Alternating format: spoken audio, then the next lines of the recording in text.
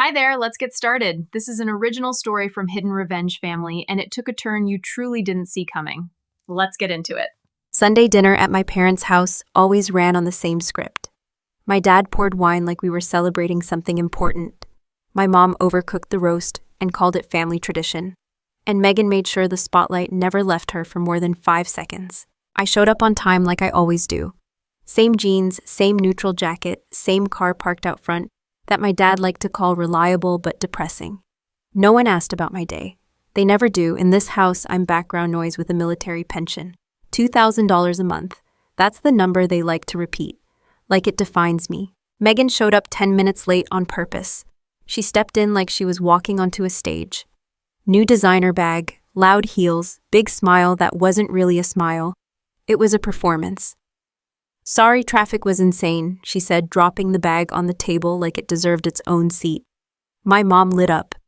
That bag is gorgeous, Megan. It should be, Megan said. It cost more than Sarah makes in 3 months. She didn't even look at me when she said it. I took my seat. Poured myself water, no wine. I like to stay clear-headed in rooms like this.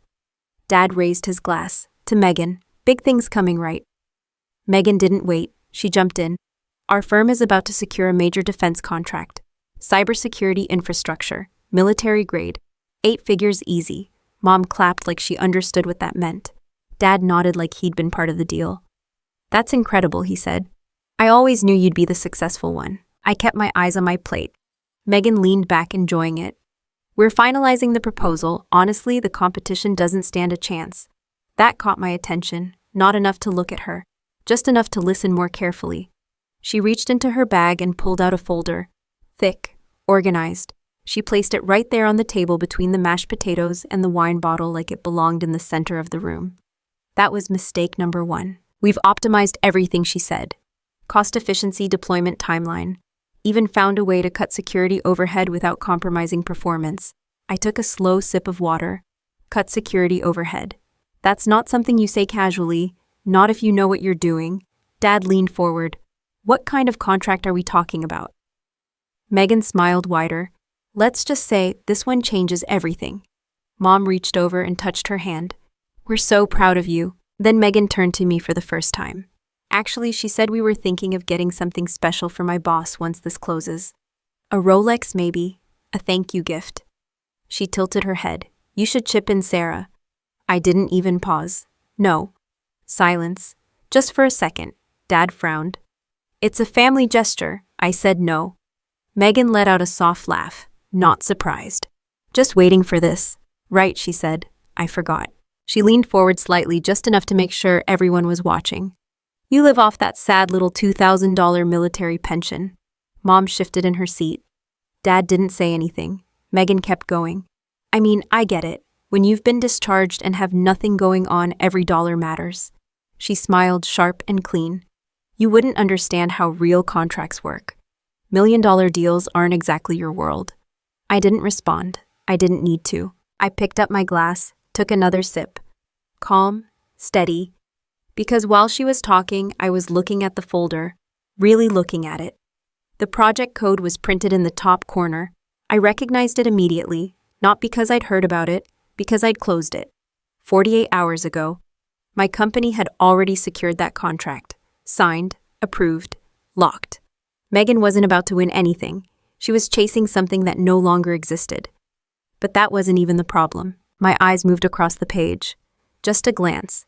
That's all it takes when you know what you're looking at. Encryption framework, key distribution model, third-party integration layer. And then I saw it. The signature pattern in the code, subtle, most people would miss it. I didn't. It was foreign, not just foreign, flagged. A known vulnerability embedded in software, tied to a hostile nation-state. The kind of shortcut you use when you're trying to undercut competitors on cost. The kind that gets people investigated. Or worse. I leaned back slightly, still quiet, still invisible. Megan was still talking, something about rollout phases and profit margins. My parents were still nodding like she was explaining something important. No one noticed that my attention had shifted. No one noticed that I had already stopped listening to her words, because I was reading between them. That folder wasn't just sloppy, it was dangerous. And then it clicked. This wasn't just incompetence. This was deliberate. She knew exactly what she was doing, cutting corners, using compromised tools, betting that no one would look close enough, or worse, trusting that someone else would take the fall. I looked back down at my glass. Still full, still clear, just like my head. Megan laughed again. Honestly, Sarah, you should be grateful. Not everyone gets to coast through life on a pension. I almost smiled. Almost. Because in her mind, that was the truth. I was the failure. The one who got out and did nothing. The one with no career, no status, no leverage. The one you don't have to worry about. That illusion was doing a lot of work for me. I set the glass down gently. And for the first time that night, I looked directly at the folder again. Not at Megan, not at my parents, just the folder. Because that piece of paper sitting in the middle of the table, it wasn't a winning proposal. It was evidence. And Megan had just handed it to me in the middle of dinner, like a gift. She kept talking. They kept listening. And I stayed quiet. Because there's no point arguing with someone who thinks they've already won. Not when you know exactly how they're about to lose. She mocked my $2,000 pension like it was the only thing I had. She thought that folder would make her untouchable. She had no idea the ink on my $18 million contract had already dried. And the file sitting in front of her, that wasn't her victory. It was a federal problem waiting to explode.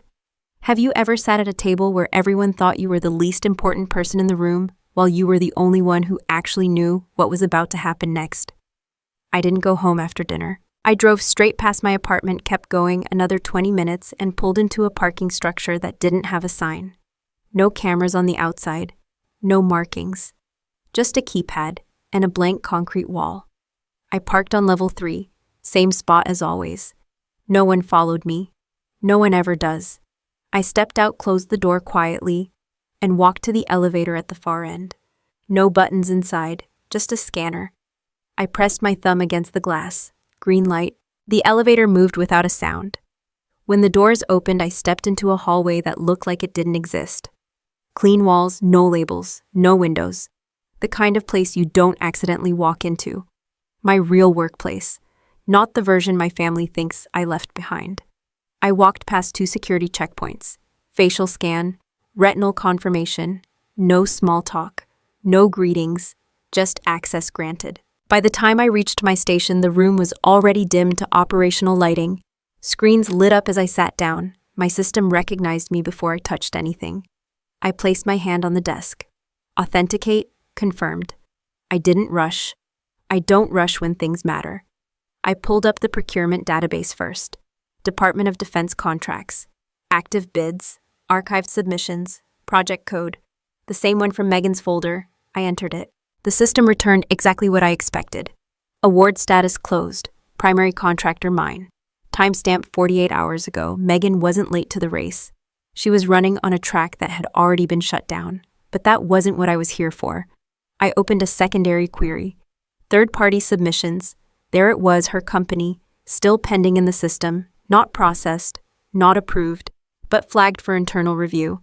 That made me pause. I leaned forward slightly and expanded the file. Full proposal package loaded across 3 screens, financials, technical breakdown, security credentials. And then I saw my name, not mentioned, not referenced, used. My social security number, my old military security clearance, active in her submission. I didn't move for a second, just looked at it. Line by line, field by field. There was no mistake. She didn't just reuse public credentials.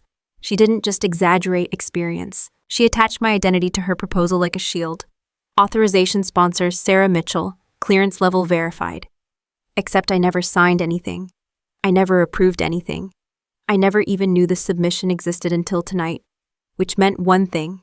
She didn't hack the system. She didn't guess. She had access to my records.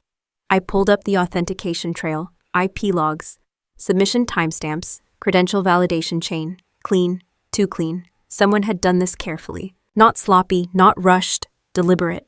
I opened the embedded software documentation next. Encryption protocols, third-party modules, cost reduction notes, and there it was again. The same vulnerability I saw at dinner, confirmed, not a coincidence. She was using compromised software tied to a flagged foreign vendor. It cut costs. It also opened the door for surveillance, backdoor access, data extraction. The kind of thing that doesn't just lose contracts. It triggers federal investigations. I leaned back in my chair, still calm, still steady, because now the picture was clear. She wasn't just cutting corners, she was building a proposal that could pass initial review using my credentials, while hiding a vulnerability that would only be discovered after deployment. Which means when it failed, when the breach happened, when the investigation started, the system would point back to the authorized clearance, my identity. I'd be the one explaining it in a federal courtroom, not her. I let that sit for a second. Then I kept digging, because people like Megan don't stop at one bad decision, they stack them. I opened the financial disclosures. Loan activity, corporate accounts, linked personal guarantees. And then I saw my parents' names, Arthur Mitchell, Eleanor Mitchell. I clicked into the file. Mortgage refinancing, full property value leveraged. Timestamp 2 weeks ago, no notification to me. No discussion, no warning. They had taken out a massive loan against the house. Their house, the one they spent 30 years paying off. And the funds transferred into Megan's corporate account, large sum, 7 figures, followed by 3 outgoing transfers. Layered, split, obvious if you know what to look for. Bribe structure, intermediaries, shell routing. She wasn't just submitting a risky proposal, she was paying people to make sure it got through. I stared at the screen, not angry, not surprised, just finished connecting the dots. My parents didn't know what they were signing. They never do. Megan tells them it's an investment. A smart move. A way to support the family, and they follow, because she's the successful one. The one with real money, the one who understands how the world works. Except this time, they didn't just risk their savings. They tied their house to a fraud operation. And they used my identity to protect it. If this deal went through and collapsed, if that vulnerability got exposed, if federal auditors started asking questions, everything would trace back to me. My clearance, my authorization, my name, federal fraud, defense compromise, identity misuse. That's not a fine, that's prison. I reached for my coffee, still warm, took a sip, set it back down, no shaking hands, no panic, just clarity. I didn't pick up my phone, I didn't call Megan, I didn't call my parents. There's nothing useful about warning people who already made their move. Instead, I opened a secure terminal, level restricted, internal controls. I navigated to my clearance profile, active, clean, untouched. Exactly how it should be. Then I started typing, command line, no interface, no prompts, just direct input. I inserted a conditional trigger, deep flag, not visible in standard audits, not something you stumble across, a red flag. But not the kind that alerts immediately, the kind that waits, monitors, and then locks everything the moment certain conditions are met. Transaction threshold, external routing, unauthorized fund movement tied to my clearance. I linked it directly to the financial channels Megan was using. I didn't block anything. I didn't shut anything down, not yet. I let it sit, hidden, quiet, waiting, because timing matters more than action. I leaned back again, looked at the screens. Everything in place. Megan thought she was using me as a shield. My parents thought they were backing the winning side. They all believed the same thing, that I was out, irrelevant, powerless, a retired soldier living off a small pension. That illusion was still working perfectly. I finished my coffee, logged out, stood up, and walked out the same way I came in. No noise, no attention, no trace. Because the game had already started. They just didn't know which side they were playing on. They thought using the name of a failure was the perfect way to dump the risk. But in my world, when you steal a commander's identity, you hand them control of the battlefield. I was halfway through my coffee when someone knocked on my door. Not a casual knock. Sharp, confident, like they already owned the place. I didn't check the camera right away. I already knew who it was. I set the mug down, walked over, and opened the door. Megan stood there in heels again, like she was heading into a meeting instead of my apartment. My dad stood slightly behind her arms, crossed, avoiding eye contact, like he always does when he knows something's off. "Wow," Megan said, stepping in without being invited. "You really do live like this." I closed the door behind them. "My place," I said, "my rules. Say what you came to say." She didn't sit down right away. She walked around slowly, scanning the room like she was appraising it. Small living room, basic furniture, clean, nothing flashy, Nothing that impressed her. Good. Dad cleared his throat. We're here to help you get ahead of something. I leaned against the wall. I'm listening. Megan finally sat down, crossed her legs, and placed her bag on the table. Same one from dinner. She opened it and pulled out a document stack. Thick, organized, tabs on the side. She dropped it on my table like it was already done. I've been restructuring some things, she said, tone suddenly soft. Too soft. Mom and Dad's medical planning, asset protection. You know, adult stuff. I didn't move. She slid the papers closer to me. All I need is your signature here, she said, tapping the bottom of the page. Just confirming you're voluntarily stepping away from any claim to the house. It makes things easier for me to manage. I stepped forward slowly, picked up the document, didn't react, didn't rush, just read. Line 1 told me everything. This wasn't about medical planning. This was liability transfer. Every dollar of that mortgage they took out. Every risk tied to it. Shifted. From them. To me. I flipped to the next page. Legal language buried under polite wording. Default clauses. Personal responsibility triggers. Federal exposure conditions. If anything went wrong with Megan's project, the debt would land on me. Clean, quiet, legally binding. I looked up at her. She smiled like we were sharing a joke. You're doing the right thing, she said. Dad nodded. It's just paperwork, Sarah. Of course it was. Just paperwork. That's how people like them destroy things. They don't break doors. They sign forms. I set the stack back on the table. You want me to take responsibility for your loan, I said. Megan tilted her head. Our loan. Family loan. No, I said. Your loan. Her smile tightened. Don't make this difficult, she said. I didn't answer. She leaned forward slightly. You're not using that inheritance anyway, she added. Let me handle it properly. I looked at my dad. He still wouldn't meet my eyes. That told me everything I needed to know. They already signed their part. This wasn't a discussion. This was a cleanup. And I was the trash bag. Megan tapped the paper again. Sign it, she said, a little sharper now. I stayed quiet. Let the silence stretch just enough. Then she leaned back and laughed softly. You know it, she said. I get it. She looked at Dad, then back at me. $2,000 a month doesn't exactly give you confidence, huh? There it was again, that number. Like it was the only thing that defined me. You're scared, she continued. You think if you sign this and something goes wrong, you'll lose everything. I didn't move. She smiled wider. Relax, even if you went bankrupt, what would really change? You'd still be living like this. Dad shifted uncomfortably, but he didn't stop her. Of course he didn't. Megan pushed the pen toward me. Sign it, Sarah. I looked down at the paper again, then at the pen, then back at her, and I let my shoulders drop just slightly, like I was tired, like I was giving in. People like Megan don't watch what you say. They watch what they think you feel. And right now she thought she'd won. I stepped closer to the table, picked up the pen, held it for a second, let it hang there. Then I signed, slow, deliberate, but not clean, not normal.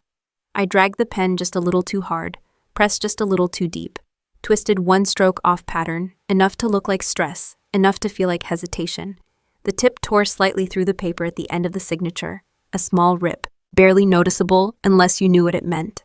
I finished the line and set the pen down. Megan didn't notice. She grabbed the paper immediately, eyes scanning for one thing, my name, my signature. That was all she cared about. There we go, she said, satisfied. Dad exhaled like something heavy just got lifted off his chest. You did the right thing, he said. I stepped back, didn't argue, didn't explain, didn't correct them, because that signature, it wasn't valid. Not legally, not under scrutiny. That wasn't a mistake. That was a marker, a duress signature, intentional irregularity, pressure trace, document distortion, in the right system under the right analysis. That piece of paper doesn't confirm consent. It proves coercion. It turns their contract into evidence. I watched Megan slide the document back into her folder like she'd just secured a deal. She stood up, already moving toward the door. See, she said, that wasn't so hard. I opened the door for them. Dad walked out first, still quiet, still avoiding me. Megan paused in the doorway, turned back just enough to look at me one last time. You should be thanking me, she said. I just gave your life some direction. I almost laughed. Almost. Instead, I nodded once. Drive safe, I said. She smirked and walked out. I closed the door, locked it, and stood there for a second. just listening to their footsteps fade down the hallway. No anger, no frustration, just confirmation. They had just handed me everything I needed. I walked back to the table, picked up my coffee, cold now. Didn't matter, I took a sip anyway, because the move was already made. Megan walked out of here thinking she had me locked into her mess. She thought that signature tied me to her failure. She thought she just secured control. She had no idea. That one line of ink just turned her designer bag into a liability container, and the document inside it, a trigger, waiting for the right system to read it, waiting for the right moment to detonate. I watched the transfer window open on my screen. $3 million. Origin my parents' refinanced mortgage account. Destination a shell intermediary. Megan had set up 2 weeks ago. I recognized the routing pattern immediately. Layered accounts, short hops, designed to look like consulting payments if anyone asked questions later. Basic. Effective if no one was paying attention. I leaned back in my chair, one hand resting on the desk, eyes steady on the progress bar. 10%, 25%, 40%, no alerts, no interruptions. Because I hadn't triggered anything yet. That's the thing about control. You don't slam doors shut. You wait until the person walks all the way inside. The room around me stayed quiet.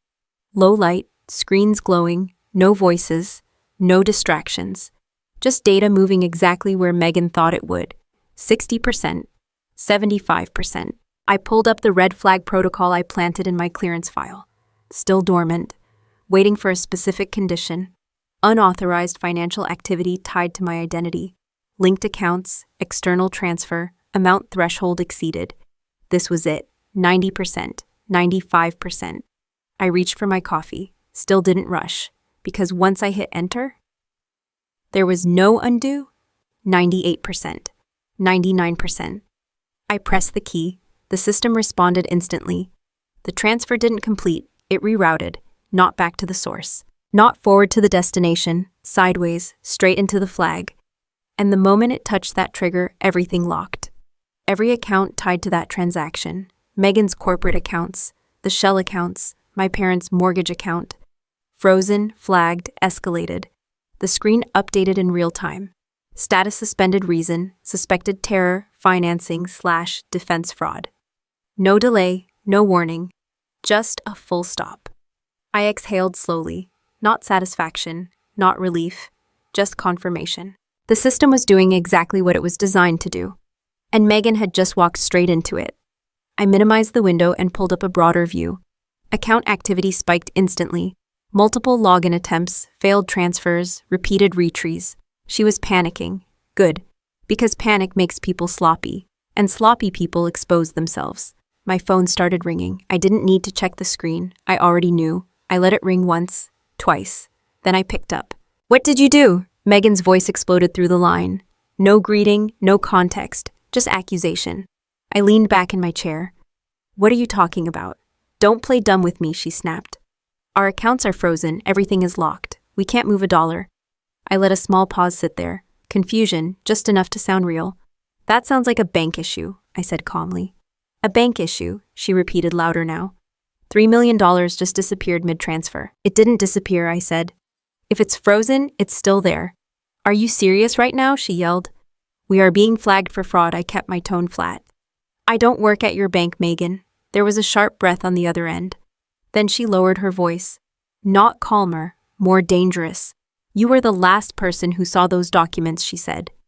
"You think I don't see what's happening?" I almost smiled. "You showed me a folder at dinner," I said. "That's not exactly classified." "You touched it." "No," I said. "I didn't." Silence. "Then, you think this is funny?" she snapped. "No," I said. "I think it's your problem." Her breathing got heavier. "You're involved," she said. "I know you are." I let that sit. Then I gave her exactly what she expected. A small, tired exhale.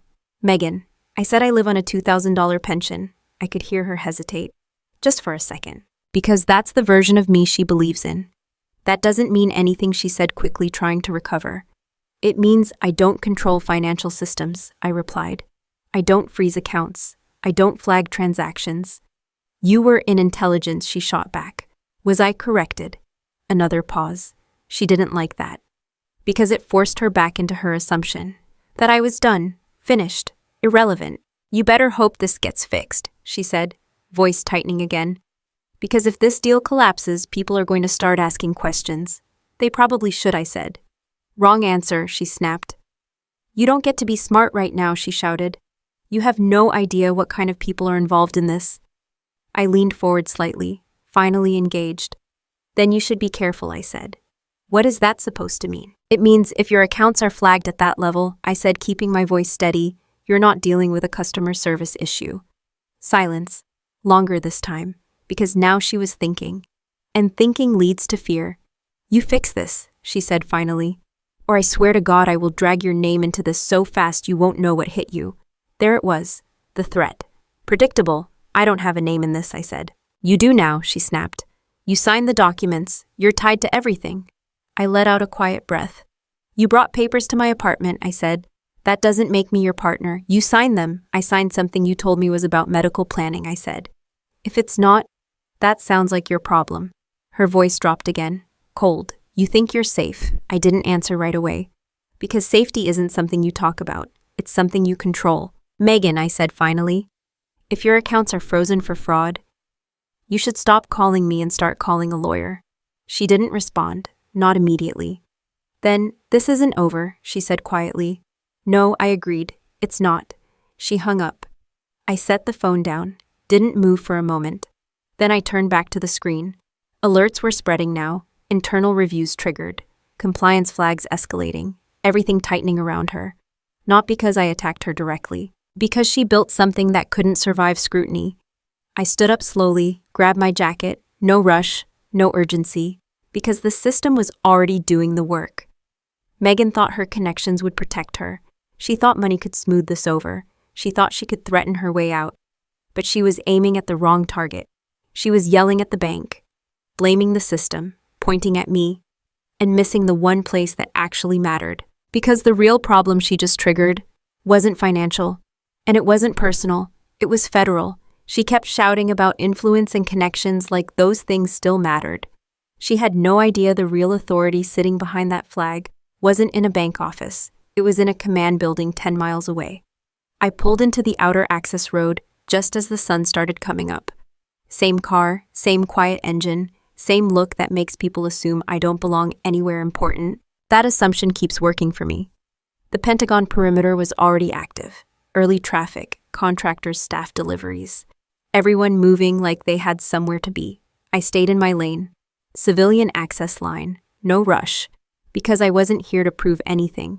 I was here to show up. As I rolled forward, I spotted her. Megan, black SUV, parked too close to the checkpoint. Engine still running. That told me everything. She didn't come here for a meeting. She came here desperate. I watched her step out of the car, phone in hand, pacing for a second before turning toward the gate. Dressed sharp, same confidence, but now it was cracked. Good. Because pressure reveals the truth faster than any interrogation. She hadn't seen me yet. I eased forward another few feet. That's when she turned. Her eyes locked on my car. And just like that, everything shifted. Confusion first, then recognition, then something sharper. Opportunity. She straightened up immediately like she'd just found a solution. Of course she did. Because in her mind, I was still the easiest target in the room. She walked straight toward the checkpoint, waving her badge before anyone asked. I need assistance, she said loudly, making sure people around could hear. There's a situation. 2 military police officers stepped forward.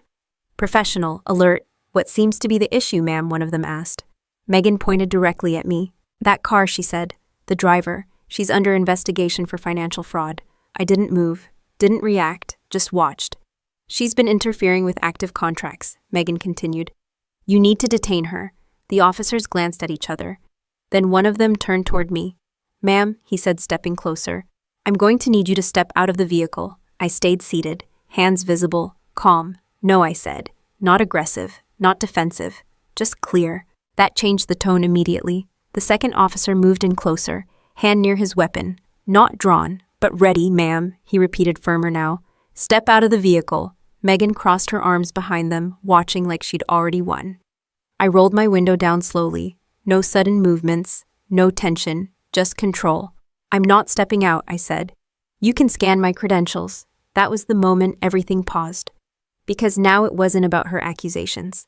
It was about protocol. The first officer nodded once. "Go ahead," he said.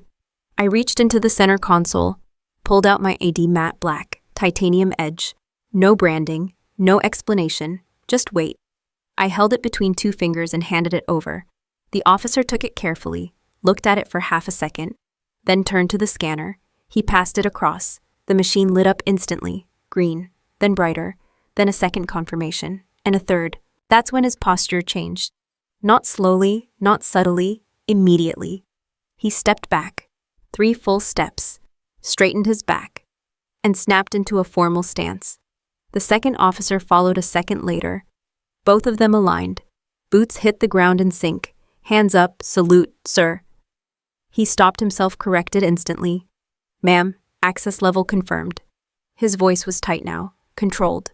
Alpha 0 clearance, lead contractor authorization, silence, heavy, clean. Megan didn't move, didn't speak, didn't breathe. The badge slipped out of her hand and hit the pavement. No one looked at it, because no one cared anymore. "Proceed, ma'am," the officer said. I took the ID back. Didn't rush. Didn't acknowledge Megan. Didn't even look at her. I rolled the window up, put the car in gear, and drove forward. Just like that. No confrontation, no explanation, because I didn't need one. The system already spoke for me. In the rearview mirror, I caught one last glimpse. Megan still standing there, frozen. Her entire version of reality collapsing in real time. The same person she'd just tried to have detained. Was someone the gate couldn't question. Someone the system recognized before she even understood what she was looking at. I didn't slow down, didn't turn back. Because that moment, that wasn't the end. That was the interruption. The break in her pattern. The first time her assumptions failed her in public. And it won't be the last. By the time I reached the inner access road, everything was already in motion. Her accounts were still frozen. Her proposal was already under review. Her name was now attached to multiple flags she couldn't see yet. And the officer she came here to meet, he wasn't going to answer her calls. I parked in my assigned area, same as always, stepped out, walked toward the building like nothing had happened. Because for me, nothing had changed. I was still doing my job, still operating inside the same system she thought she could manipulate. Still 10 steps ahead. Behind me, she was probably still trying to understand what she just saw, trying to rewrite it, trying to convince herself it meant something smaller, something manageable. It didn't. That look on her face back at the checkpoint, that wasn't confusion. That was the beginning of fear. And fear makes people make mistakes. Big ones, the kind you can't recover from. I walked through the final security doors without stopping. No one questioned me. No one ever does. Because access like mine doesn't get checked. It gets cleared. I stepped into the building and headed toward the briefing room. Everything was already prepared. Files in place. Evidence organized. Timeline locked. Because what happened at the gate, that was just the preview. A small crack in the image she built for herself. The real damage was scheduled. That shock on her face at the checkpoint was just the appetizer. The main course was waiting for her in the briefing room tomorrow morning. I stepped into the building 10 minutes before the hearing was scheduled to start. Same controlled pace, same neutral expression. Inside, everything moved faster. Staff walking with folders, quiet conversations, phones pressed to ears. No wasted motion. This wasn't a place for panic. But panic had already arrived. I saw them before they saw me. Megan, her CEO, my parents, all grouped near the far end of the waiting area like they were trying to stay contained. Megan was talking too fast. Hands moving, voice sharp. The CEO kept checking his phone like it was going to fix something. My dad looked pale. My mom kept whispering to him like that would calm anything down. They weren't in control anymore. They just hadn't accepted it yet. I kept walking, no hesitation, no eye contact. Then Megan turned. She saw me and everything stopped. Not the room, just her. She broke away immediately, walked straight toward me. No smile this time. No performance, just tension. "Come with me," she said under her breath. Not a request. I didn't argue. I followed. Because sometimes you don't avoid the confrontation. You walk into it. She pushed open a side door and pulled me into a small waiting room. No windows. Soundproofed. Glass table in the center. 2 chairs. She shut the door behind us and locked it. That click echoed louder than it should have. She turned to me slowly. Up close I could see it. The cracks, eyes sharper, breathing tighter. Good, because now she was reacting. "You need to fix this," she said. "No build-up, no pretending, straight to it." I leaned against the wall, said nothing. Her jaw tightened. "Don't stand there like that," she snapped. "Our accounts are frozen, the transfer is flagged. Everything is under review. Still nothing from me." She stepped closer. "You did something," she said. "I don't know how, but you did." I tilted my head slightly. "Did I?" "Don't play stupid," she snapped. "You've always had tricks." That word, tricks, like everything I did was some kind of accident. "You were in intelligence," she continued. "You know systems. You know how to mess with things." I crossed my arms. "Calm. You're giving me a lot of credit," I said. Her voice dropped. Lower, more dangerous. "If you don't fix this before we walk into that room," she said, "I will make sure everyone in there knows exactly what you are." I didn't respond. She took another step closer. "You think your little act works everywhere," she continued. "I'll tell them you're unstable, that you've had issues since discharge, that you're not fit to be anywhere near classified work." There it was, desperation. When people can't control outcomes, they attack reputation. I let her finish, let the silence settle. Then I pushed off the wall, walked past her, sat down at the table. She watched me confused now. Because I wasn't reacting the way she expected, I reached into my jacket, pulled out a single document, folded once, clean, official. I placed it on the table, slid it toward her. "Read it," I said. She didn't move at first. Then she grabbed it, opened it. Her eyes moved quickly, then slower, then stopped. Her face changed, not dramatically, but enough. "What is this?" she asked. "You already know," I said. "Stamped, filed, recognized." The signature she took from my apartment, analyzed, flagged, documented, not valid, not clean, not consent, evidence. Her hand tightened slightly on the paper. "That doesn't mean anything," she said. "It means everything," I replied. She looked back up at me, trying to recover, trying to reframe it. "You're bluffing." I shook my head once. "No." Silence. Then I leaned forward slightly. "Your accounts aren't frozen because of a glitch," I said. "They're frozen because they triggered a federal compliance flag." Her breathing shifted again. Faster now. "That's not possible," she said. "It already happened." She stared at me, trying to read something, anything. "And the officer you came here to meet," I added. That got her attention. "What about him?" she asked. I held her gaze. "He's in custody." The words landed clean, no emotion, no emphasis, just fact. "Military police picked him up 20 minutes ago." She blinked. Once, twice. Processing. "No," she said. "That's not." "It is," I cut in. Behind her the door handle moved slightly. Locked. No escape from the moment. "You don't understand what you're involved in," I continued. "This isn't a delayed payment. It's an investigation." She took a step back. Just one. But it was enough. Because for the first time, she wasn't pushing forward. She was reacting. Dad opened the door from the outside a second later. It clicked, then swung open. He stepped in, followed by Mom. Both of them looked at Megan, then at me. "What's going on?" he asked. Megan didn't answer. She couldn't. Because the version of reality she'd been selling them was gone. Dad looked at the paper in her hand, then at me, his face drained of color. "What did you do?" he asked. I stood up slowly. Nothing, I said. And that was the truth. I didn't create the situation. I just let it happen. "You need to fix this," Mom said quickly. "Please, Sarah." I looked at her. Really looked this time. "No," I said. Her expression broke instantly. "You have the ability," she insisted. "You always." "No," I repeated. Quiet, final.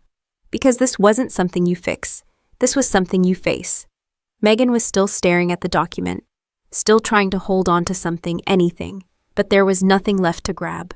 Outside I could hear movement, doors opening, voices calling people into the hearing room. Time was up. I walked to the door, stopped for a second, then looked back at them. All three of them, cornered, silent, exposed. They thought dragging me into a closed room would give them control. They thought pressure would force me to clean up their mess. They didn't understand something simple. I didn't walk in there to argue. I walked in there to confirm. Everything was already in place. Everything outside that room was ready. I opened the door. stepped out, and left them behind. Because the real stage wasn't in that waiting room, it was right down the hall. And I made sure it was perfectly set for what came next. I adjusted the sleeve of my jacket as I walked toward the hearing room. Different clothes today, tailored, clean lines, no distractions, not for appearance, for clarity. When you walk into a room like that, you don't explain who you are. You let the room figure it out. The double doors were already open. Inside, the room was full. Long table, screens on both sides, officials seated in a line across from the presentation area. No noise, just quiet conversations that stopped the moment someone new walked in. Megan and her CEO were already there, standing near the screen, laptop open, slides ready. I caught the edge of one as I stepped inside. External interference, competitive sabotage. Of course, blame something invisible, blame someone unnamed. That strategy works. Until it doesn't. My parents were seated off to the side, not at the table, not part of the discussion, just present, watching, waiting. Dad looked worse than before. Mom kept glancing between Megan and the door like she was hoping something would fix itself. Nothing was going to fix this. I didn't walk in with them. I waited. 2 seconds, 3. Then the room shifted. Everyone stood. Not because of Megan. Not because of the CEO. Because of who walked in behind me. General Vance. No announcement. No introduction. Just presence. He stepped in first, measured, direct, and I walked in right behind him. No one spoke. No one asked questions, because they already knew, or at least they understood enough to stay quiet. We moved toward the table. There was only one empty seat at the head. Nameplate already in place. Lead contractor. I took it, sat down. No hesitation, no explanation. Across from me, Megan stopped breathing. Not literally, but close. Her posture locked. Her eyes fixed on me like she was trying to force a different reality into place. It didn't work. The CEO beside her leaned slightly closer. "Who is she?" he whispered. Megan didn't answer. She couldn't. General Vance took his position without looking at anyone else. "Proceed," he said. Simple, cold, final. Megan swallowed hard, then stepped forward, tried to recover. "Our company has identified a disruption in our financial operations." She began, voice tight but controlled. "We believe this is the result of interference from an unidentified competitor attempting to undermine Stop." I didn't raise my voice. Didn't need to. The word landed exactly where it needed to. The room went still again. Megan turned toward me slowly. "This is a formal hearing," she said. "You don't." "I do," I replied. I tapped once on the control panel in front of me. The screen behind her changed. Her presentation disappeared. Replaced. Code, raw, unfiltered. Highlighted sections in red. The room leaned forward. Not physically, but you could feel it. Because now it wasn't a story. It was evidence. "This is the encryption layer from your submitted software package," I said. No emotion, no drama, just information. Specifically the third-party module you integrated to reduce cost. Megan didn't speak. She just stared. I zoomed in on one section. Pattern signature, foreign origin, flagged vulnerability. Known backdoor, I continued. Linked to a hostile vendor, already under federal watch.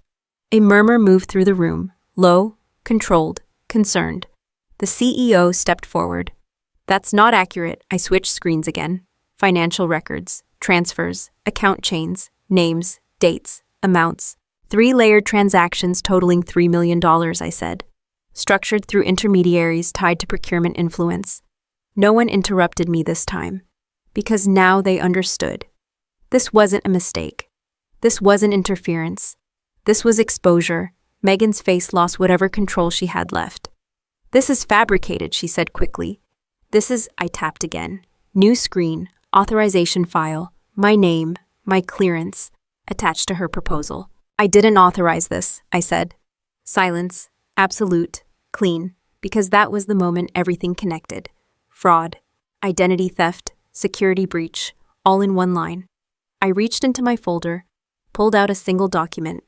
Red seal, official, signed. I placed it on the table, didn't slide it fast, didn't make a scene, just pushed it forward. It stopped directly in front of Megan. She didn't touch it, didn't need to, she already knew. I looked at her, finally direct. You mocked my $2,000 pension, I said. My voice stayed level, unchanged. You thought that was everything I had. Her hands trembled slightly. I didn't stop. That's grocery money, I said. I tapped the document. This is the contract. $18 million. Department of Defense. Awarded. Finalized. To clean up the system you just compromised. The words didn't need emphasis. They carried themselves. Across the table, my dad leaned back like the air had been pulled out of the room. His hand moved to his chest, not dramatic, just instinct. Like something hit him all at once. Mom didn't speak, didn't move, just stared. Because now she saw it. Not the story, the truth. Megan looked at the contract, then at me, then back at the screen, trying to find something, anything. There was nothing left. Her entire position gone. The CEO stepped back. Distance, instinct again. No one wants to stand next to collapse. General Vance finally spoke. Is there any part of this you'd like to dispute, he asked. Not to me, to her. Megan opened her mouth, closed it, nothing came out. Because there was nothing left to say. The room didn't explode. No shouting, no chaos. Just silence. Heavy, tight, unavoidable. The kind that presses down on you. The kind you can't talk your way out of. I leaned back slightly in my chair. Not relaxed. Just finished. Because this part wasn't about winning. It was about ending. And it was done. That silence in the room felt tighter than anything I'd experienced in the field. Every eye in that room was on them. Not me, them. And the judgment hadn't even started yet. The silence didn't last long. The door behind Megan opened. Not slowly, not politely.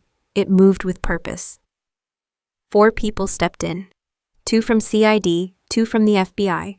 No hesitation, no introduction. They already knew exactly who they were there for. Megan Mitchell.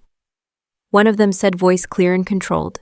Step away from the table. She didn't move, didn't react. Like if she stayed still long enough, this would reverse. It didn't. The agent stepped closer. Now. That broke it. She turned slightly, eyes wide, scanning the room like someone might stop this. No one did. Because no one could. The CEO tried to step back. Too late. Another agent was already behind him. Hands where I can see them, he said. No shouting, no chaos, just commands. Clean, final. Megan's voice came back all at once. This is a mistake, she said quickly. You don't understand. We understand enough, the agent replied. He took her arm, firm, professional, turned her, pressed her hands to the table. The sound of the impact echoed across the room, sharp, controlled, final. The CEO went down the same way. 2 movements, no struggle, because this wasn't a negotiation. Metal clicked. Once, then again, cuffs locked. Megan tried to pull back. Didn't get far. You can't do this, she said, voice rising now. I have contracts. I have clearance. No, you don't, the agent said. That ended it, right there. Because the lie she'd been holding on to didn't exist anymore. They lifted her up, turned her toward the door, and for the first time since I'd walked into that building, she looked at me, not confident, not angry, not superior, just exposed. Like she finally saw the gap between who she thought I was and who I actually am, Sarah, she said. Just my name, nothing else, no insult, no control, just recognition. I didn't respond, because there was nothing left to say. Behind her, my mom broke, a sound I hadn't heard before, not loud, but deep. Like something inside her gave out all at once. She rushed forward, not toward Megan, toward me. Sarah, please, she said, grabbing my sleeve. Please, you have to do something. Her hands shook. Her voice cracked. She's your sister, she said. You can fix this. You have money. You have connections. You can help her. I looked down at her hands, wrapped around my jacket, tight, desperate. I didn't pull away immediately. I let her hold on for a second, let her say it, let her believe it. Then I reached down, slow, steady, and removed her fingers one by one. No force, no anger, just separation.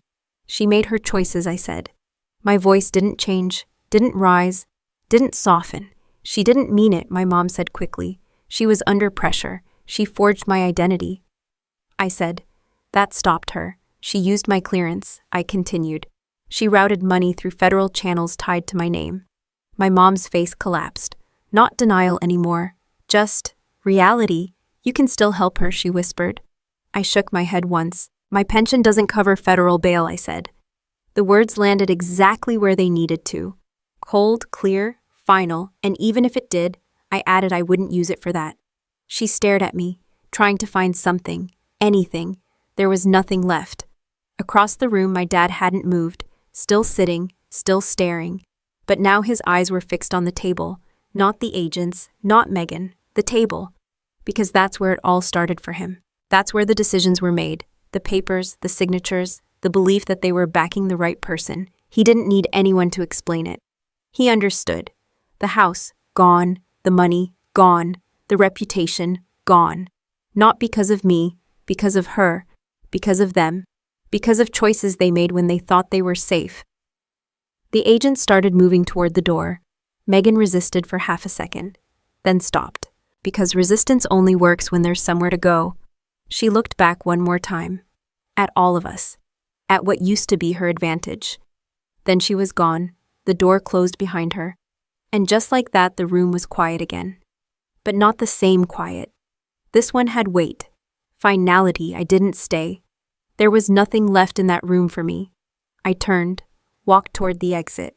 No one stopped me. No one asked questions, because everything had already been answered. Behind me, I could still hear my mom crying. Soft, broken. My dad didn't make a sound. I didn't look back, because looking back doesn't change anything. I pushed the door open and stepped outside. Night had already settled in. Cool air, clean, quiet. The kind of quiet you only notice when everything loud is finally gone. I took a breath, slow, steady, held it for a second. Then let it go, no pressure, no noise, no expectations, just space. For the first time in a long time, there was nothing left to carry. A black SUV was waiting at the curb. Engine running, driver already in position. I walked over, opened the door, got in, no hesitation, no second thoughts. As the car pulled away, the building faded behind me. All of it, the noise, the lies, the version of me they believed in, gone. They built their world on confidence, on assumptions, on the idea that they could control outcomes. They were wrong, not because I stopped them. Because they exposed themselves, I just made sure it happened at the right time. And I didn't say a word the whole time they were falling. That's the part people never understand. You don't need to fight loud to win. You just need to be right and patient enough to let the truth do the damage. I looked out the window as the city lights passed by. Washington, D.C. at night, calm, orderly, unmoved, just like the system they tried to play, just like the system that just closed around them. I leaned back in my seat, closed my eyes for a second, then opened them again, because this wasn't the end of my story. It was just the end of theirs. I didn't say much after I left that building, not to the agents, not to the driver, not even to myself. The noise was over. That was enough. People think moments like that feel like victory, like you walk out lighter, like something gets settled inside you. It doesn't work like that. What you feel is quiet. Not relief, not pride, just quiet. Because once everything plays out the way it's supposed to, there's nothing left to argue with. I sat in the back of that SUV watching the city move past the window, and I kept thinking about one thing. Not what Megan did, not what my parents signed, but what they believed. They believed I was nothing. Not in a cruel, obvious way. In a practical way. The kind people use when they've already made up their minds about you. Megan believed I was small because I didn't talk big. My dad believed I was done because I didn't chase attention. My mom believed I needed help because I didn't explain myself. And that belief, that was my biggest advantage. I never corrected it. I never argued. I never tried to prove them wrong, because here's something most people don't understand. You don't gain control by convincing people you're strong. You gain control by letting them think you're not. If I had pushed back at that dinner, if I had told Megan what I actually do, if I had tried to defend myself, none of this would have played out the same way. She would have been more careful, more controlled, less sloppy, and people like her only fall when they get sloppy. That's the part no one wants to hear. You don't beat someone like Megan by arguing with them. You beat them by letting them believe they've already won. Then you let them act on it. And you wait. That's not weakness. That's discipline. There's a difference, a big one. Weak people stay quiet because they're afraid. Disciplined people stay quiet because they're in control. I wasn't silent at that table because I had nothing to say. I was silent because nothing I said would improve the outcome. And in situations like that, talking is usually the fastest way to lose leverage. People will push you, they'll test you, they'll label you, especially if you don't fit the version of success they understand. And the instinct is always the same. Correct them. Explain yourself. Prove your worth. That instinct is expensive, because the moment you start explaining who you are, you give them control over how you're seen. I don't do that. I don't explain myself to people who already decided who I am. I let time do it for me, because time doesn't argue. Time exposes, and if you're patient enough, it does it better than you ever could. What happened in that room wasn't revenge. It wasn't some emotional payoff. It was alignment. Everything finally matching reality. Megan wasn't unlucky. She wasn't targeted. She built something unstable and assumed no one would look closely. My parents weren't victims. They made decisions based on comfort, not facts. And I wasn't overlooked. I chose not to be seen. That's a different thing. A very different thing. There's something else people get wrong about situations like this. They think the turning point is the big moment. The hearing, the arrest, the reveal. It's not. The turning point happened at that dinner table. When I saw the folder, when I recognized the code, when I understood exactly what she had done. That's when the outcome was decided. Everything after that was just execution. That's another lesson most people miss. You don't win in the moment people are watching. You win in the moment no one notices. The quiet ones, the ones where you choose not to react, the ones where you decide what matters and what doesn't. That's where control actually lives. And here's the part I want you to hear clearly. If you've ever been the person at the table that no one takes seriously, if you've ever been talked over, dismissed, or underestimated, stop trying to fix it in real time. You're not going to talk your way into respect. You're not going to argue your way into being seen differently. People don't update their opinions because you explain yourself better. They update when reality forces them to. So let them be wrong. Let them underestimate you. Let them build their confidence on that mistake. Because every assumption they make about you becomes a blind spot. And blind spots are where people lose. That doesn't mean you stay passive. It doesn't mean you accept being treated poorly. It means you choose your moment. And more importantly, you choose your response. Not everything deserves a reaction. And not every reaction deserves to be immediate. Sometimes the strongest move you can make is no move at all, at least not yet. I didn't need to raise my voice. I didn't need to embarrass anyone at dinner. I didn't need to prove anything in that moment. Because I already knew what was coming. And when you know that, you don't chase control.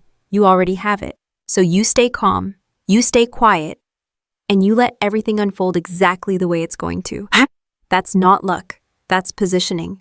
And if there's one thing you take from my story, it's this. You don't need to be the loudest person in the room to win. You just need to be the one who understands what's actually happening before anyone else does. I didn't go back to my parents' house after everything collapsed. No follow-up dinner, no calls, no we should talk, because there was nothing left to clarify. But I kept thinking about one thing. Not the arrest, not the hearing, the paperwork. That's where all of it actually started. Not the betrayal, not the ego, the signatures. That's how people get pulled into problems they didn't create. Not through arguments, through documents. If your name is on it, you're in it. That's the rule. Doesn't matter who handed it to you. Doesn't matter what they said it was. Doesn't matter if it came from family. If you sign it, it's yours. That's what Megan counted on. Not that I would trust her, that I would hesitate, that I wouldn't push back hard enough, that I would assume it was harmless. That's how most people get caught. Not because they're careless, because they're polite, because they don't want to make things uncomfortable, because it's just family. Let me say this clearly. Family doesn't make a document safe. It makes it easier to overlook. That's the risk. The closer someone is to you, the less you question them. And that's exactly when you should be paying attention. I've seen this before. Not just in my situation, in real cases. People signing as co-borrowers, people letting relatives temporarily use their information, people agreeing to things they didn't fully understand because they didn't want to seem difficult. And then when it goes wrong, they're the ones responsible, not the person who convinced them, the person whose name is on the line. That's how the system works. It doesn't care about your intentions. It doesn't care about your relationship. It cares about what you agreed to. That's it. When Megan came into my apartment, she didn't threaten me first. She made it sound simple, clean, responsible. Just sign this so I can manage things easier. That's how it always starts. Soft, reasonable, framed as help. Then when that doesn't work, they switch. Pressure, tone changes, time pressure. You're making this harder than it needs to be. You don't understand how this works. Just sign it, that shift. That's your signal. That's when you stop. Not think about it, not ask questions. Stop. Because anything that needs pressure to be accepted was never safe to begin with. You don't need legal training to protect yourself. You need one habit. Pause. That's it. Before you sign anything. Pause. Read it. All of it. Not the summary, not what they tell you it says. The actual words. If you don't understand something, you don't sign. If someone gets frustrated because you're asking questions, you don't sign. If they tell you it's urgent and needs to be done now, you definitely don't sign. Urgency is one of the oldest tricks in the book. It's designed to bypass your judgment. Because once you slow down, the problems become obvious. Megan didn't want me to slow down. She wanted a signature, fast, clean, unquestioned. Because speed hides risk, clarity exposes it. That's why I didn't argue with her. I didn't explain anything. I didn't try to convince her she was wrong. I signed. But I signed on my terms. And that's another point people miss. Refusing to sign isn't the only way to protect yourself. Understanding what you're signing, that's where control is. Most people operate at the surface level. They either say yes or no. They don't think about structure. They don't think about how documents behave once they're challenged. But documents are systems. They follow rules. And if you understand those rules, you don't just react to them, you use them. That's what I did. I didn't stop her from taking the paper. I made sure the paper wouldn't hold up when it mattered. That's the difference between avoidance and strategy. Avoidance keeps you out of trouble. Strategy keeps you in control. And here's something else you need to understand. Setting boundaries with family will feel uncomfortable, at first. You'll feel like you're overreacting, like you're being difficult, like you're breaking trust. You're not, you're defining it. Real trust doesn't require blind agreement. It survives questions. It survives verification. If someone needs you to stop thinking in order to trust them, that's not trust, that's control. And control always comes with a cost. Sometimes financial, sometimes legal, sometimes both. So if you take anything from what happened to me, take this. Don't sign anything you don't fully understand. Don't let urgency override your judgment. Don't assume family means safe. And don't confuse politeness with responsibility. Because when things go wrong, the system won't ask how you felt. It will look at your name and your signature, and that will be enough. Everything else doesn't matter. I didn't think about Megan the next morning, not because I forgot. Because there was nothing left to solve. That part was done. What stayed with me wasn't what happened to her. It was how easy it is for people to misunderstand what they just watched. Some people will call this revenge. They'll say I got even, that I waited, planned, and took her down. That's not what happened. I didn't take anything from Megan. I didn't build a trap for her. I didn't force her into bad decisions. She made those on her own. All I did was make sure those decisions didn't land on me. That's the difference. And it matters more than people think. Because most people get this wrong in real life. They think if someone crosses a line, the response is to hit back, to expose them, to confront them, to win in the moment. That's emotional revenge. And emotional revenge is expensive. It costs you time. It costs you control.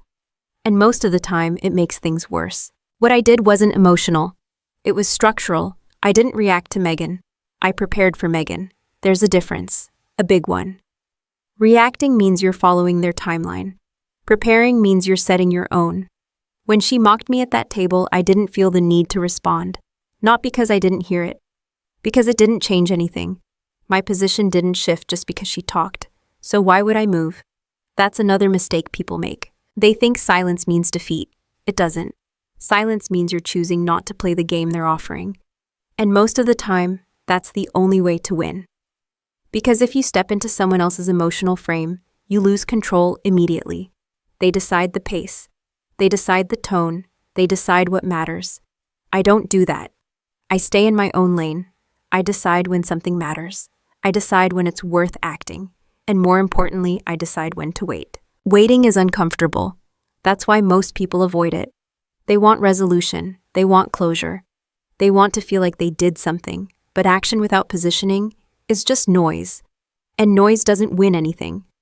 When I saw that folder at dinner, I already knew what the outcome would be. Not the details, but the direction.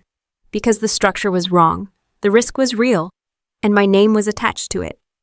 That's enough. At that point, I had two options: react immediately or prepare properly. If I reacted, she would adjust. She would hide things. She would move differently, and I would lose visibility, so I didn't. I let her keep going. Not because I trusted her, because I understood her. People like Megan don't slow down when they feel confident. They speed up, they take bigger risks, they expose more. And that's when you let them move. Not to trap them, to let them reveal themselves. That's what most people call revenge. But it's not, it's patience. It's discipline. It's control. Real control. And here's the part I want you to take with you. If you're dealing with someone who underestimates you, if you're in a situation where you're being pushed, ignored, or used, don't rush to respond. Don't try to prove your value in real time. Don't fight for recognition from people who already decided you don't have it.